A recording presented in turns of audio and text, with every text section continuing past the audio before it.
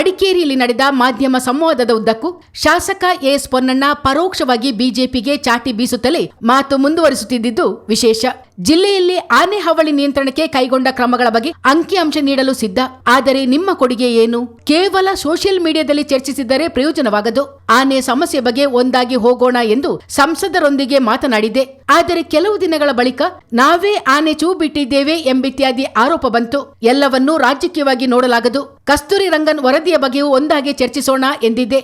ಆದರೆ ಸದನದಲ್ಲಿ ಅವರೇ ಕಿರುಚಾಡುತ್ತಿದ್ದಾರೆ ಎಂದು ಎಸ್ ಪೊನ್ನಣ್ಣ ಆರೋಪಿಸಿದರು. ಒಟ್ಟಾಗಿ ಕೆಲಸ ಮಾಡೋಣ, ಕೇಂದ್ರಕ್ಕೆ ನಮ್ಮನ್ನು ಕರೆದುಕೊಂಡು ಹೋಗಿ ಅಥವಾ ನೀವೇ ಹೋಗಿ.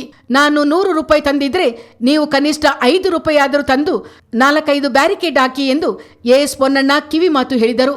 ಯಾರ ಮೇಲೂ ದ್ವೇಷದ ರಾಜಕಾರಣ ಮಾಡಲ್ಲ, ಆದರೆ ನನ್ನ ಮನೆ, ಪತ್ನಿ, ಮಕ್ಕಳವರೆಗೆ ಬಂದರೆ ಸುಮ್ಮನೆ ಬಿಡಲ್ಲ ಎಂದು ಗರಂ ಆದ ಎಸ್ ಪೊನ್ನಣ್ಣ ಬೆಂಗಳೂರಿನ ಆರ್ಟಿ ನಗರದಲ್ಲಿನ ತಮ್ಮ ಮನೆಗೆ ಬಣ್ಣ ಬಳಿಯಲು ಹಣವಿರಲಿಲ್ಲ ಎಂದು ನೆನಪಿಸಿಕೊಂಡರು. ಯಾರು ಮಾಡಿದ್ದಾರೆ? 20 ವರ್ಷ ಇದ್ರಲ್ಲ, 30 ವರ್ಷ ಯಾರು ಮಾಡಿದ್ದಾರೆ ಅಂತ ಹೇಳಿ ನೋಡೋಣ. ವಿದ್ಯಾಭ್ಯಾಸಕ್ಕೆ ಎಷ್ಟು ಜನಕ್ಕೆ ಅವಕಾಶ ಮಾಡಿಕೊಟ್ಟಿದ್ದೀನಿ ಬೆಂಗಳೂರಿನಲ್ಲಿ. ನಾನು ಬೆಂಗಳೂರು ನಗರದಲ್ಲಿ ಇರುವ ನನ್ನ ಪೂರ್ಣವಾದಂಥ ಸಾಮರ್ಥ್ಯವನ್ನು ಬಳಸಿ ಈ ಕ್ಷೇತ್ರದ ಜನರ ಸೇವೆಯನ್ನು ಮಾಡಿದ್ದೀನಿ. ನಿಮ್ಗೆ ಅಂಥದ್ದು ಒಂದು ಉದಾಹರಣೆ ನೀವು ತೋರಿಸಿದರೆ ನಾನೇ ತಲೆಬಾಗಿ ಹೊಟ್ಟೋಗ್ಬಿಡ್ತೀನಿ, ಮಾಡ್ಕೊಂಡು ಹೋಗಿ. ಏನೂ ಮಾಡೋದಿಲ್ಲ. ಅಲ್ಲಿ ರೋಡ್ ಹೊಟ್ಟೋಯ್ತು, ಪೊನ್ನಣ್ಣ ಹಿಂಗೆ ಮಾಡ್ದ, ಯಾರೋ ಒಬ್ಬ ಬಂದ, ಮ್ಯಾಚಿಗೆ ಟಿಕೆಟ್ ಕೊಡೋದ. ಇಲ್ಲಪ್ಪ, ಟಿಕೆಟ್ ಭಾಳ ಡಿಮ್ಯಾಂಡ್ ಇದೆ, ಎಲ್ಲ ಇಲ್ಲಿದವ್ರಿಗೆ ಕೊಟ್ಟಿರೋದು IPL ಟೈಮಲ್ಲಿ. ಬರೋ ದಿವಸದಿಂದ ಶುರು ಮಾಡ್ದ, ಬಾಯಿಗೆ ಬಂದಂಗೆ ಬೈತಾರೆ. ಆಮೇಲೆ ನಾನು ಹೇಳ್ತೀನಿ ಕೇಳಿ, ಯಾರೋ ಮೇಲೆ ನಾನು ದ್ವೇಷದ ರಾಜಕಾರಣ ಮಾಡಿಲ್ಲ, ಮಾಡೋದು ಇಲ್ಲ. ಆದರೆ ನನ್ನ ಮನೆಯವ್ರಿಗೆ ಮಕ್ಕಳಿಗೆ ಬಂದರೆ ಸುಮ್ಮನೆ ಬಿಡೋಣ. ನಾನೇನು ಸುಮ್ಮನೆ ಹಂಗೆ ಬಂದಿರೋದಲ್ಲ, ನಂದು ಹೋರಾಟದ ಬದುಕೆ. ನಾವು ಕೆಳ ಮಧ್ಯಮ ವರ್ಗದ ಜೀವನವನ್ನು ಬದುಕೇ ಬಂದಿರೋದು. ನಾವು 5 ಜನ ಮಕ್ಕಳು, ಗಂಡು ಮಕ್ಕಳು, 2 ರೂಮ್ ಮನೆಯಲ್ಲಿಂದ ವಾಸ ಇದ್ದೀವಿ ನಾವು ಬೆಂಗಳೂರಿನಲ್ಲಿ. ನಮ್ಮ ತಂದೆ ವಿರೋಧ ಪಕ್ಷ ನಾಯಕರಿಂದ ಇಳಿದ ಮೇಲೆ, ಆಮೇಲೆ ಭಾರತೀಯ ಜನತಾ ಪಕ್ಷದ ಅಧ್ಯಕ್ಷರಾಗಿದ್ದಾಗ ಲಾಡ್ಜಲ್ಲಿದ್ವಿ. ನಮಗೆ ಅಲ್ಲಿ ನಮ್ಮ ಮನೆ ಆಟಿನಗರ್ನಲ್ಲಿ ಕಟ್ಟಿದಾಗ ಹೊರಗಡೆ ಪೇಂಟ್ ಹಾಕೋಕ್ಕೆ ದುಡ್ಡಿರಲಿಲ್ಲ. ಹೊರಗಡೆ ಮನೆ ಸಿಮೆಂಟ್ನಲ್ಲಿ 4 ವರ್ಷ ಇತ್ತು.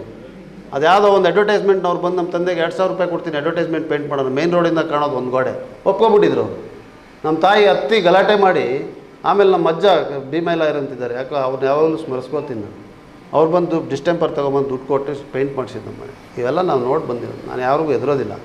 ಆದರೆ ಜನ ಇದ್ದಂಥವ್ರು, ಸಮಸ್ಯೆದಲ್ಲಿದ್ದಂಥವ್ರು, ಕಾಯಿಲೆಯಿಂದ ಬಳಗ್ತಾ ಇದ್ದವರು, ವಿದ್ಯಾಭ್ಯಾಸದಿಂದ ವಂಚಿತರಾದಂಥವ್ರು ಬಂದಾಗ ನನ್ನ ಕೈನಲ್ಲಿ ಇದೆಯೋ, ಸಾಧ್ಯ ಇದೆಯೋ ಇಲ್ವೋ, ಮುಂದೆ ನಿಂತು ಸಹಾಯ ಮಾಡಿ.